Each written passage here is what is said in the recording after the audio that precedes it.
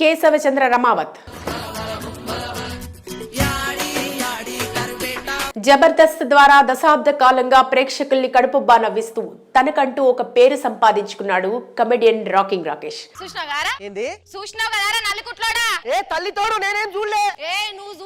ఇక సినిమాపై ఫ్యాషన్ తో మొదటిసారిగా సంపాదించుకున్న డబ్బులు మొత్తం ఖర్చు పెట్టి భార్య సుజాత ప్రోత్సాహంతో నిర్మాతగా మారి తాను ఇష్టపడే లీడర్ కేసీఆర్ ను స్ఫూర్తిగా తీసుకుని ఒక గిరిజన సినిమాగా కేసీఆర్ ని తెరకెక్కించాడు రాకేష్. పెట్టలేదే, ఈరోజు చూసిన, మళ్ళీ రేపు చూసి చెప్తా.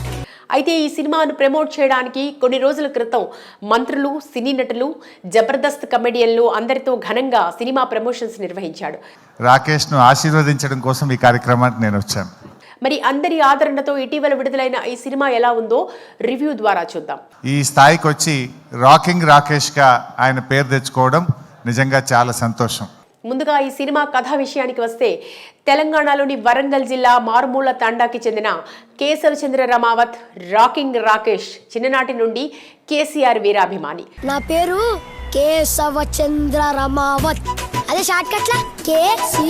ఉద్యమం నడుస్తున్న సందర్భంలో కేసీఆర్ ప్రసంగాలు విని ఆయనపై అభిమానం పెంచుకుంటాడు. తండాలో అందరూ అతన్ని చోటా కేసీఆర్ అని పిలుస్తుంటారు.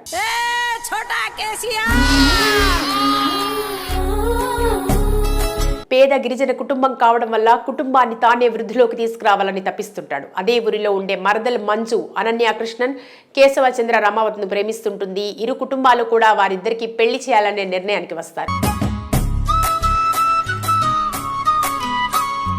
అయితే బాగా చదువుకున్న పట్నం అమ్మాయిని పెళ్లాడితే జీవితం బాగుంటుందని, కుటుంబ ఆర్థిక స్థితిగతులు కూడా మెరుగుపడతాయని స్నేహితులు తప్పుడు మాటల ప్రభావంతో మంజును పెళ్లాడటానికి నిరాకరిస్తాడు కేశవచంద్ర.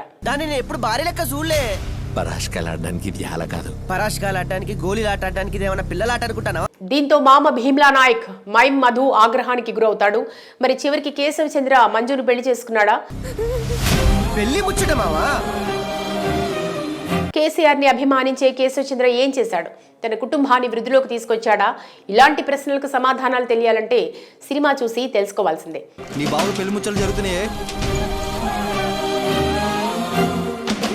ఇక సినిమా విశ్లేషణ గురించి వివరించుకుంటే చిన్నతనంలోనే కేసీఆర్ ప్రసంగాల పట్ల కేశవచంద్ర రమావత్ ఆకర్షితుడు కావడం, టీఆర్ఎస్ జెండా పట్టుకుని ఊరి వీధుల్లో ఊరేగే సన్నివేశాలు నాటి ఉద్యమం రోజులను స్ఫురణకు తెస్తాయి. కేశవచంద్ర రమావత్, అదే షార్ట్ కట్ లా కేసీఆర్. కేశవచంద్ర రమావత్ తన చిన్నతనంలో నాటి ఉద్యమ నాయకుడు కేసీఆర్ మీద అభిమానం పెంచుకునే సన్నివేశాలను తీర్చిదిద్దిన విధానం బాగుంది. అందుకోసం కేసీఆర్ పాల్గొన్న బహిరంగ సభను కూడా ఉపయోగించుకోవడం విశేషం.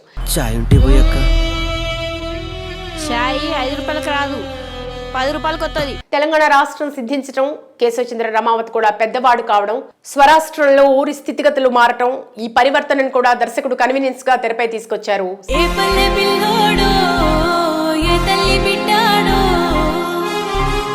సాధారణ లంబాడి యువకుడు తన ఊరి మీద, కేసీఆర్ మీద గుండెల నిండా అభిమానాన్ని పెంచుకుని నగరానికి వచ్చిన వైనం, తన కలను సాకారం చేసుకున్న తీరును దర్శకుడు చక్కటి భావోద్వేగాలతో ఆవిష్కరించారు.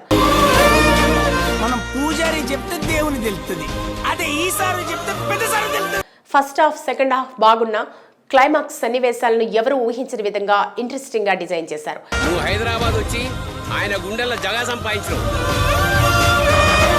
ఇక పాత్రధారుల విషయానికి వస్తే జబర్దస్త్ ద్వారా ఇప్పటికే ప్రేక్షకాభిమానాన్ని సొంతం చేసుకున్న రాకింగ్ రాకేష్ ఈ సినిమా ద్వారా నటుడిగా మరో మెట్టెక్కాడని చెప్పొచ్చు.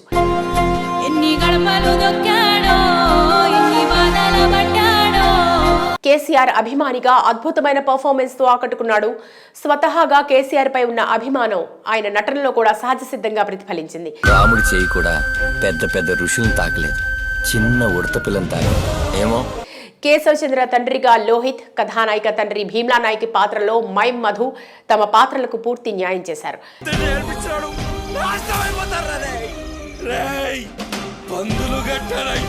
ఎమోషనల్ సన్నివేశాల్లో మైమ్ మధు నటన గుర్తుండిపోతుంది. తాగుబోతు రమేష్, జోర్దార్ సుజాత జోడీ కొద్దిసేపే కనిపించిన వారిద్దరి ఎపిసోడ్ నవ్వుల్ని పంచింది. ఎందుకయ్యా గింతగానంద అవుతానవు? హ్యాండిల్ తో కొడితే హ్యాండిల్ చేయలేవు. తనికెళ్ల భరణి, ధనరాజ్తో పాటు ఇతర పాత్రధారులు తమ పరిధుల మేరకు న్యాయం చేశారు.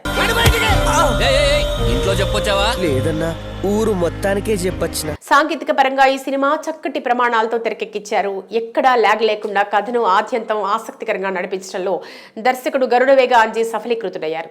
ఊరు పోతుందంటే ఊపిరి పోయినంత పని అవుతుంది సార్. ఈ చిత్రానికి ఆయన అందించిన సినిమాటోగ్రఫీ మరో ఆకర్షణగా నిలిచింది.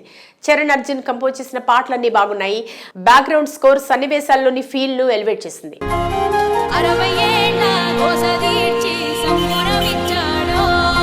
మొత్తంగా ఓ సాధారణ యువకుడి లక్ష్యాన్ని, కేసీఆర్ అభిమానిగా ఆయన సాగించిన ప్రయాణాన్ని స్ఫూర్తివంతంగా ఆవిష్కరించిన ఈ సినిమా కేసీఆర్ అభిమానులకు, తెలంగాణ ప్రేమికులకు బాగా నచ్చుతుందని చెప్పొచ్చు.